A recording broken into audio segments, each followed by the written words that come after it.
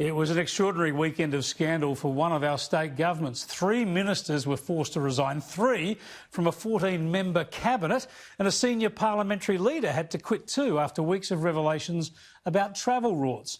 South Australian Liberal Premier Stephen Marshall said the resignations were needed to remove distractions. But the state's Corruption Commission revealed the Liberal ministers amended dates on allowance claims, signed blank timesheets and claimed travel allowances for city parliamentary sittings when they either didn't incur any expense or their main place of residence was in Adelaide anyway. We're talking Trade and Tourism Minister David Ridgway, Primary Industries Minister Tim Whetsone, Transport Minister Stephan Knoll and Legislative Council President Terry Stevens. And between them, they've repaid more than $70,000. But the Premier says he's not of the opinion there's been any deliberate dishonesty. Well, you don't repay money that is legitimately yours. This is a shocker. It's my old hometown, as you know, and I happen to know a couple of these blokes pretty well, consider them friends, but I'm afraid they've just become the latest in a long line of politicians in this country, Labor, Liberal, Green or whatever. They see a big bucket of taxpayer-funded entitlements, they see a lack of checks and accountability, and they cash in at our expense. This destroys any faith people have in politics, it undercuts our faith in institutions, and it does it at a time of great public health and economic challenges. Let's cross live now to the state's Labor opposition leader, Peter Malinauskas, who's on the road in the southeast of the state near Narracoola. Thanks for joining us, Peter, as a car whizzes past now.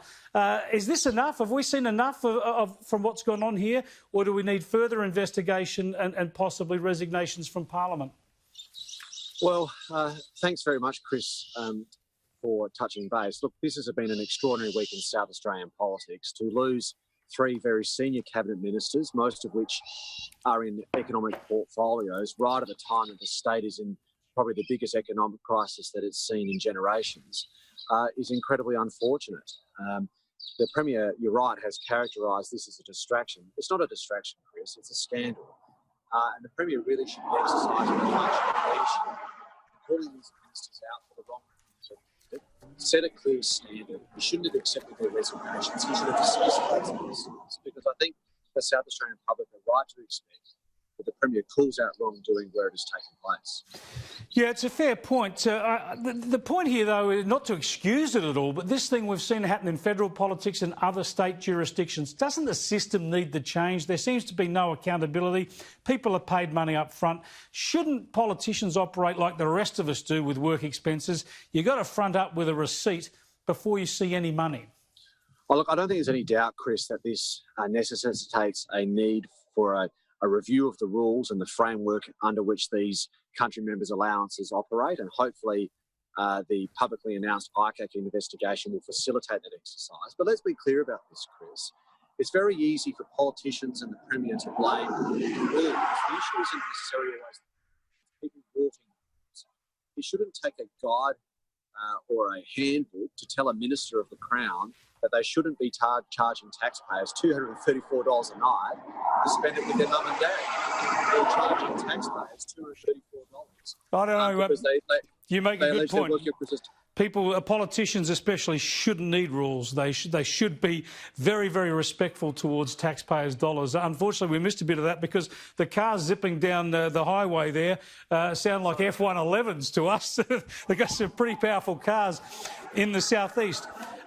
Just on that, losing 3 ministers from a 14-member cabinet, is this a time for smaller government? Perhaps they should only have a 10 or 11-member cabinet.